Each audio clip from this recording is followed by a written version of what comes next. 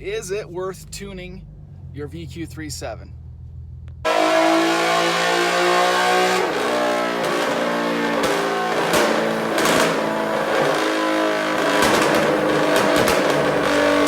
Continues to grow, I get more and more questions, which I really appreciate, and I enjoy it a lot. So keep them coming, guys. One question in particular that I get more and more now is it worth tuning the VQ37? So I want to talk about that a little bit today, but I want to combine it with one more question that I get that's kind of related. So I have people checking in saying, I want to get test pipes and full catback, or I want to get this exhaust work done, or this or that done.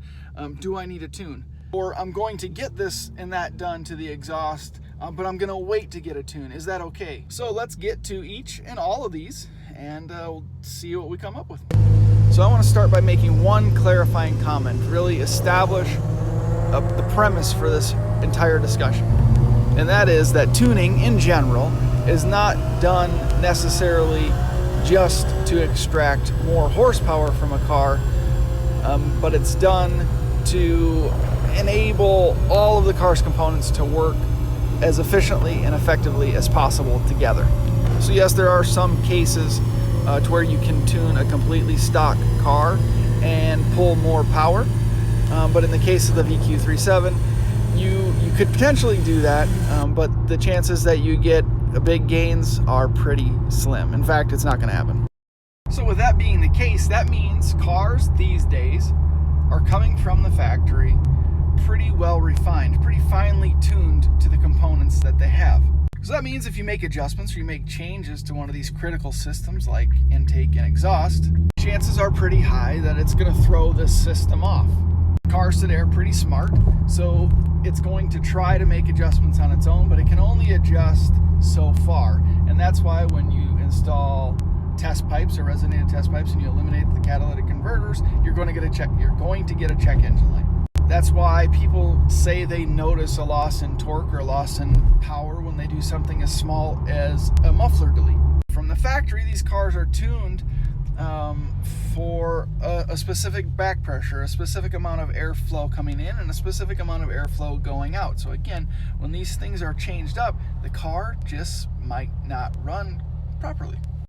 So this might have already answered the question for you, but what I generally tell people that ask this question is, if you are going to do a complete exhaust system, for sure, from a test pipes to a catback exhaust, you are definitely going to want to get a tune. First of all, you don't want a check engine light. Second of all, changing out the entire exhaust system is definitely going to throw off the car's factory tune, and it's just not going to run right, and you're not going to be happy. I'm sure there's people out there that have done it, but it's just not going to run to its fullest potential. And like I said, the point of doing these modifications is to get the car running perfectly. And there's no point in doing a bunch of modifications if you're not going to adjust the computer system to use them effectively. I've also had people say, well, I'm not going to get a complete catback system. I'm just going to get test pipes to open it up a little bit better. Do I still need to tune then? Yeah. Test pipes are going to give you a check engine light. It's just going to happen. There's ways around it. You can get the O2 sensor bung extensions and try to pull the O2 sensors out of the exhaust flow a little bit. People have stuffed steel wool in there and then screwed the O2 sensor in to try to block the fumes a little bit more. But it's not the right way to do it. Again, do you absolutely have to? No, you don't have to do anything you don't want to do, but again, you're not going to be happy with the overall performance of the car. And again, the whole point of making modifications to your car is to get it running better, faster, more effectively, just more fun to drive, sounding better. But to make sure all of that happens, you need the modifications to work properly together, and a tune is the only way to make that happen. Here's the other side of that question. I'm not going to get test pipes, I'm going to get high flow cats, or I'm going to keep the stock catalytic converters, but I'm just going to do a catback. Do I need to tune then? Not quite as badly as you do if you throw test pipes on there, but it's still a good idea. Here's another scenario I get quite often. I'm going to get test pipes now, and then I'm going to get a tune, next month, and then next summer, I'm going to do the full catback. How about that? Here's how I address that Retunes are not all that expensive. Most tuners, if you're going to put it back on the dyno, is going to cost $200, $250, something like that to retune it. The expensive stuff is about getting the license to the software initially. So for the sake of saving a couple $100 or maybe $300 in a trip to the dyno shop, I would say wait to get all your modifications done and then tune the car.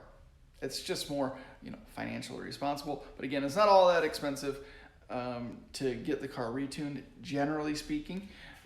So just think about it in those terms. Do you need a tune with a muffler delete? No, you don't.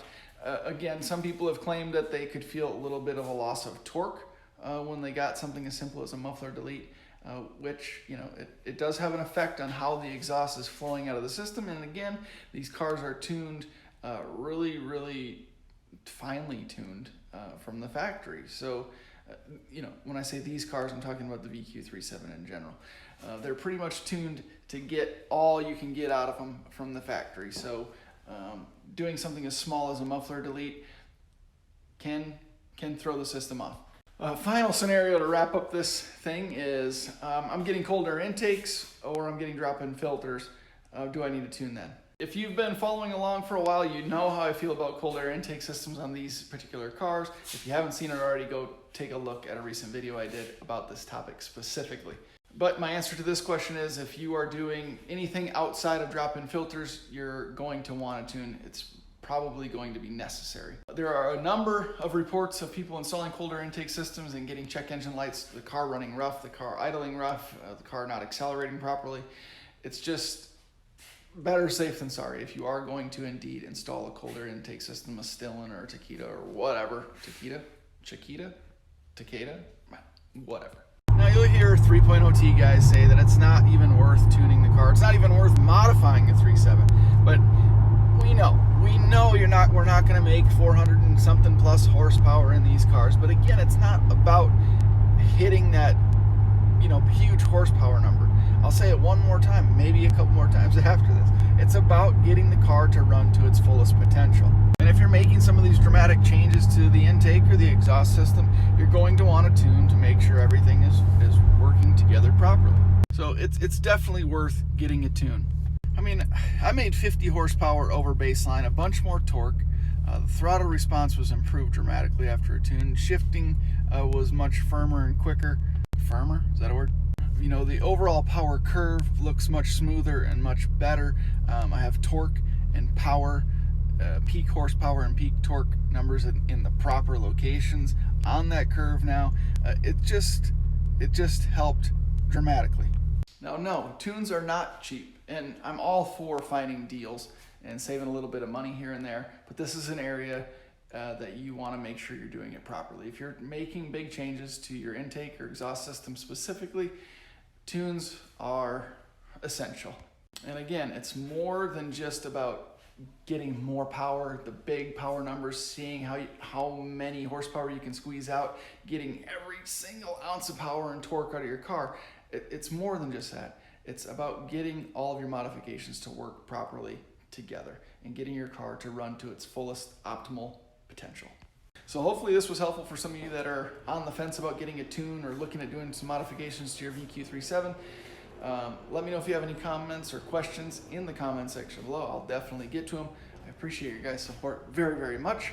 Thank you for watching. We'll see you in the next one.